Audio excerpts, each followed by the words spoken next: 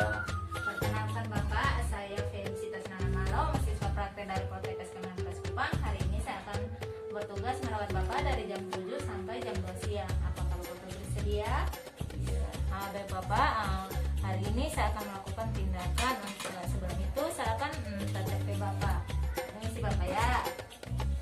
Pak, permisi, bisa kasih tangan Bapak.